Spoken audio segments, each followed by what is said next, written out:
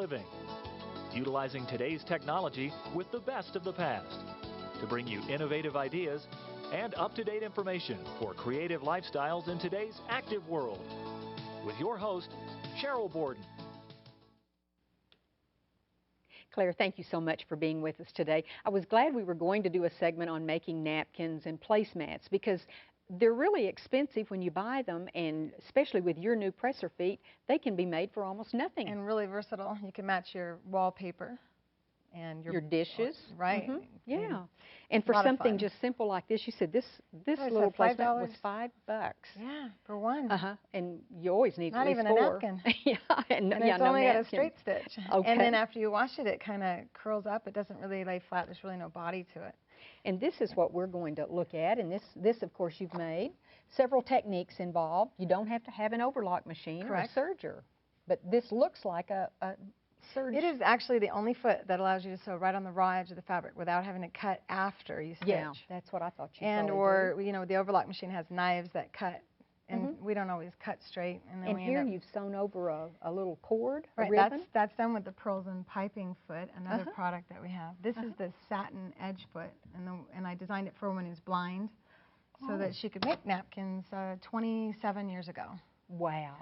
And it also does the applique right here. Oh, I love this. This is so pretty. Back to this for a second. This has batting inside. So it will allow you to put a really hot plate on it without having to worry about your finish on your table. And this must have the pearls and piping foot, obviously. This is the first time I used a satin stitch with the beads. So the space between the beads has a color accent that makes it blend real nice with the rest of it. That is pretty. I just now noticed that. And this was a piece of this fabric, but cut out to make made into an applique. If you look at the back, you'll see that you just cut the one piece, and then I cut out that pattern, and then using stitch witchery to hold that on, fused it to the top. And this is a little napkin ring, and you said you gathered the center of it first. That was actually done with the sequins and ribbon foot sewing elastic. So you don't have to stretch the elastic from behind the foot with that. I see, it has a lot of give to it. And it works with every size of elastic. And again, it looks like you use two different widths to do the satin stitch. The satin stitch foot helps you guide off the edge of a raw, off the edge of a fold, off the edge of a raw on a piece, and off the edge of a fold on a piece. So it does just about everything. You can guide without having good eyesight. Okay. Well, let's see how we start. And I need to get the foot out of the package. So or out of the machine. Is it one of these? Yeah, we have the presser foot. I'll go ahead and be showing these while you get this one set up. And there's the foot right here. And let's see, we've got the pearls and piping. We've got the Satinedge that you told about, and also the sequins and ribbon. Correct. And the Satinedge foot does 27 different sewing techniques. That's the Satinedge. So you pretty much will be able to leave this on 80% of the time on your sewing machine. Wow. It attaches with our adapters or your machine snap-on adapter. And we might point out these are designed with these adapters to work on any brand of sewing machine. The adapters are included, so you don't have an extra cost. And you can take and switch each of our feet without having to change the adapter. Oh, that's handy. So they're also are sold as a set, so that you only have one set of adapters. Oh, that's nice. Okay. We try to accommodate everybody's needs. And you've been designing these specialty feet for a long time, like you said, to help people with certain needs. Correct. My family has a history of inventors, going way back to the toilet paper roll. Wow. Something to do with that. So this is my first invention, and it was to, like I said, to guide the fabric right on the edge for someone who had absolutely no sight. She would hold her finger in front of the foot and feel that it was right up against the guide. That's how she could determine. And then we started selling them, and their customers started telling their friends about it, and I started making, and it was an hour to make each foot. Oh, really? So I had to come in and make them adjustable in order to fit all machines.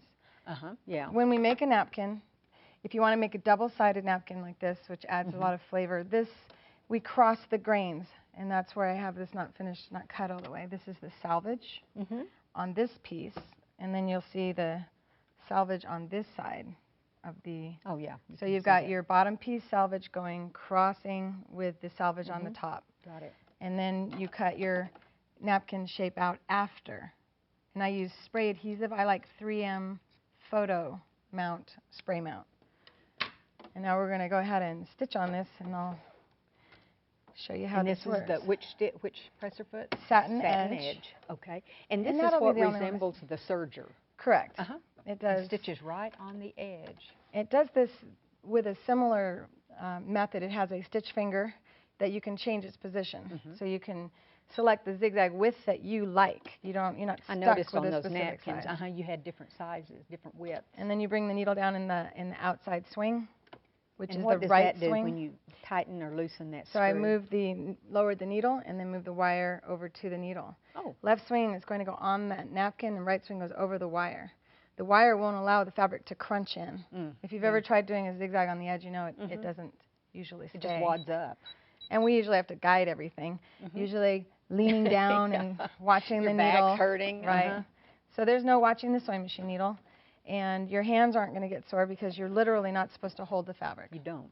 Oh, okay. We're going to adjust the stitch length while sewing without touching. If we're touching when we adjust the stitch length, we don't know what the machine's stitch length is because we're stopping it from getting. So once you have it set to your liking, and you of course would do this on a little scrap piece. Right. Actually, I like you to do it on exactly the same setup. Oh, so okay. if you're going to make a scrap, use a scrap, make sure you prepare it the same way. Same way. I understand. So while we are sewing with this, instead of holding down, you put your hand underneath and cradle it. Never focusing on the sewing machine needle, but rather in front of the foot. That takes some getting used to. Takes a little practice. Yeah. And eventually you start wanting to have something else to do, like your cell phone to text message or That's called multitasking, isn't it? So you see, I have the confidence to not watch because I know that it works.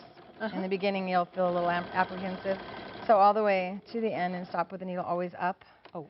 Because we have to pull the fabric off the stitch finger and then move the fabric around. And I noticed you've kind of cut this in some scallops along the edge. Right, to show here. what you can't do with an overlock machine. So if you want to do cut work designs, you can, as long as you cross the grains. It takes all the bias out of the fabric. And on all corners, the foot is going to have a hard time feeding. So increase stitch length, one full stitch number. So the stitch when you're length, going around corners. So the stitch length is going to pull up and over that satin stitch. Oh, okay. Where normally it would just sit there, and sometimes the sewing machine will swallow up the fabric on any other foot.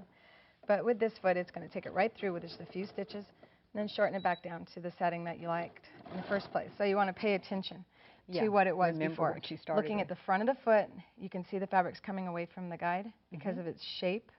If we're watching in the needle, we won't see that. So we're always looking in front of the foot, which makes it so you actually can't lean forward.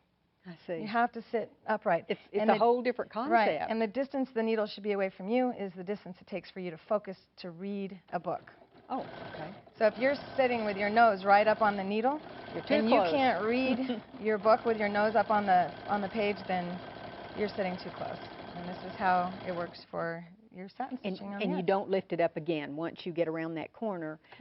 We're going to go all the way in until we are sewing past the edge. Stop with the needle up, push off the pin, turn, place the wire so it sits off the fabric's edge. I want to push the fabric, so I know not to. I lengthen the stitch length instead. Lengthen it. And then sew a couple of stitches, then shorten it back down. And you'll never get stuck on any inside or outside corner ever again on any sewing machine, even overlock machines. And we might take a look at this because if anyone wondered if this Satinedge worked as well as a serger, you can see it's just as tight and close. Look at how dense this stitch is, and how shiny it is compared to that. And this takes 3 spools of thread. This takes 1. You know, that's always been a negative about the sergers. They use so much thread. And here we have sewn a couple loops on with the pearls and piping foot. And to hold your napkin napkins. just comes right out of there. But it's really nice because you can do, instead of just straight edges, this adds a southwestern feel to this. And, how pretty. Okay, boy, it's all in the feet, isn't it? It is. The tools. The tools. Well, thank you so much. I've enjoyed learning about this. It's a pleasure to be here.